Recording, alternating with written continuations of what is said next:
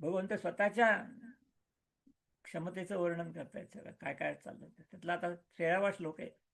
घामाविश्यच भूतानी धारयाम्यहम ओजसा उष्णामी चौषधी सर्व सोमो भूत्वा रसात्मक. भगवंत म्हणतात की मीच पृथ्वीत शिरून म्हणजे प्रत्येक कणाकणामध्ये आपल्या शक्तीने सगळ्या भूतांना धारण करतं. भूत म्हणजे ज्यांनी ज्यांनी भूभवती भूत, जे निर्माण झालं ते भूत लक्षात घ्या. नुसतं मनुष्य प्राणी किंवा नुसते प्राणी नाही, वनस्पती नाही, तर जे निर्माण झालं ते या पृथ्वीवर असलेलं प्रत्येक कण असं म्हणतात आपल्याला, त्या प्रत्येक कणामध्ये भगवंत आहे. हेच भगवंत आहे. प्रत्येक कणामध्ये आहे माझं अस्तित्व. सगळ्या भूतांना धारण करतो म्हणजे काय, प्रत्येक कणात मी आहे म्हणून ते कण ते भूत अस्तित्वात आहे. ते माझ्यामुळे त्याचं अस्तित्व आहे. आणि रसरूप अर्थात अमृतमय चंद्र होऊन चंद्रामध्ये सुद्धा माझीच शक्ती आहे सगळी.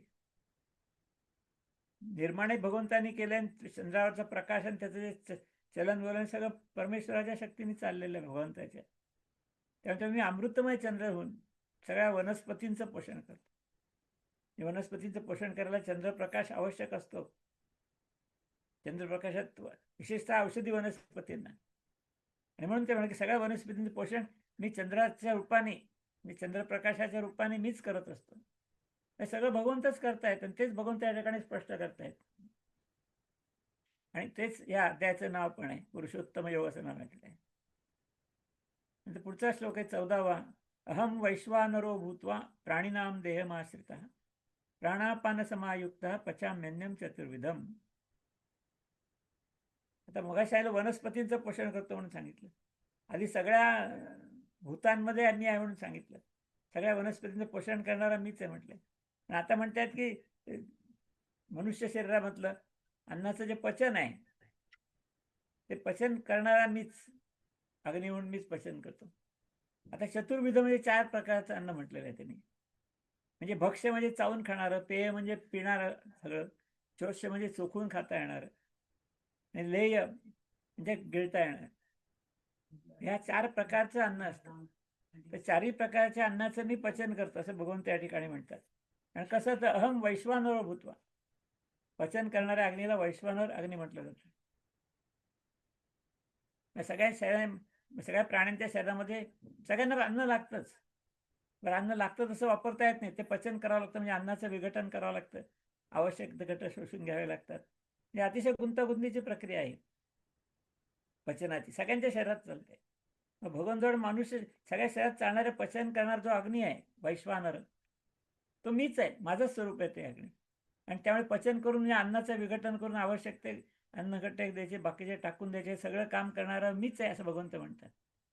की मी सर्व प्राण्यांच्या शरीरात राहणारा, प्राण आणि अपानाने संयुक्त, म्हणजे आवश्यक ते घेणं, नको ते टाकून देणं, अशा अर्थाने प्राणापान म्हटलंय त्यांनी. वैश्वानर अग्निरूप होऊन 4ही प्रकारच्या अन्नाचं पचन करतो. म्हणजे सगळ्या गोष्टी ज्या चालल्यात विश्वामध्ये, आता पृथ्वीमध्ये, मनुष्य प्राण्यामध्ये पण आलेलं आहे, हे भगवंतच स्वतः करत असतात असं ते या ठिकाणी स्पष्ट म्हणतात.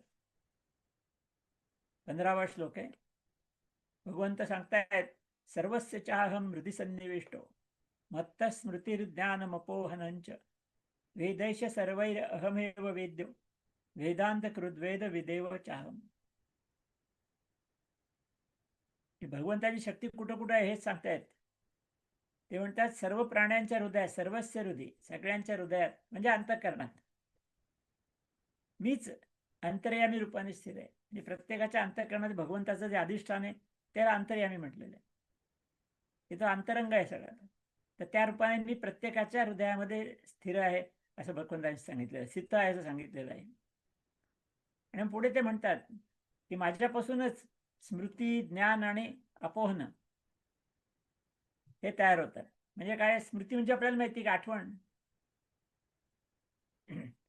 अनुभूत विषय संप्रमोषा स्मृती, पतंजली सांगितलं की आपल्या जे मागच्या ज्या आठवणी आहेत सगळ्या त्याला स्मृती म्हणतात. मग स्मृती जी आहे ती देखील माझ्यामुळेच आहे, म्हणजे भगवंतामुळे आहे असं भगवंत सांगतात. नंतर ज्ञान, बाह्य विश्वाचं ज्ञान आहे, आत्मज्ञान आहे, सगळं ज्ञान इंद्रियामधनं मिळणार आहे, इंद्रियातीत मिळणार आहे, हे सगळं ज्ञान सुद्धा माझ्यामुळेच आहे असं भगवंत सांगतो. म्हणजे भगवंतामुळे या सगळ्या गोष्टी मिळतात, आपल्याला लक्षात घेतलं पाहिजे. आणि अपोहनम म्हटलेलं आहे. अपोहनम म्हणजे कसं की संशय, भ्रम, विपर्यय, विकल्प हे सगळं नष्ट करणारी बुद्धी. आणि नष्ट करणाऱ्या काम देखील परमात्म्याची शक्तीच आहे सगळी. फक्त ती आपण योग्य प्रकारे उपयोगात आणली पाहिजे, हा महत्वाचा मुद्दा आहे. त्यानंतर म्हणजे वेदैश्य सर्वे अहमैव वेद्यम. वेद आपल्याला माहिती की वेद भगवंताचं उच्छ्वसित असं म्हटलं जातं. नंतर अपौरुषय आहे, म्हणजे कुठल्या पौरुषाने, पुरुषाने किंवा माणसाने तयार केलेले नाही आहेत, तर भगवंतानीच निर्माण केलेले आहेत आणि त्याच्या उच्छ्वासामधून निर्माण झाले असं वेदांचं वर्णन केलेलं आहे. म्हणून भगवंत तेच म्हणतात की भगवंत वेद सुद्धा मीच निर्माण केलेले आहेत असं म्हणतात त्या ठिकाणी. आणि वेदांच्या माध्यमातूनच परमात्म्याला जाणता येते, कारण परमात्मा स्वरूपाचं सगळं ज्ञान वेदामध्ये आहे. व्यावहारिक ज्ञान पण आहे, पण परमात्मा ज्ञान पण आहे. तेव्हा परमात्म्याचं सगळं ज्ञान वेदामध्ये येतं. परमात्म्याचं ज्ञान घेण्याकरता वेदाचं ज्ञान मिळालं पाहिजे. म्हणून भगवंत म्हणून की मला जाणून घ्यायचं असेल तर वेदांच्या माध्यमातून जाणून घेता येऊ शकतं, असं या ठिकाणी स्पष्टपणे त्याने म्हटलेलं आहे. म्हणजे वेदांचा कर्ता पण मीच आहे आणि वेदांमधून जाणणारा पण मीच आहे. परमात्मा सगळीकडे भरून उरलेला आहे, हेच त्यांनी तपशिलामध्ये या ठिकाणी सांगितलेलं आहे. पुढे 16वा श्लोक आहे.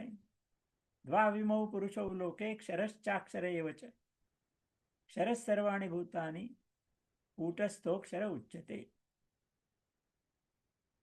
त्याने म्हटलं की या विश्वामध्ये नाशवान आणि अविनाशी दोन प्रकारचे पुरुष आहेत. जो अविनाशी आहे तो आत्मास्वरूप आहे, पुरुष म्हणजे आत्मास्वरूप आहे. आणि विनाशी आहे तो भूतमातांची सगळी शरीर वगैरे जे आहेत ते सगळं, तो विनाशी आहे, कारण शरीर विनाशी आहे. जे पुरुष त्याला देखील, शरीरालाच मी पुरुष शरीर असं म्हणतो ना, म्हणून पुरुषच शरीराशी जोडला गेला की तो विनाशी, शरीर विनाशी असल्यामुळे. पण आत्म्याशी जोडला गेला की तो अविनाशी आहे.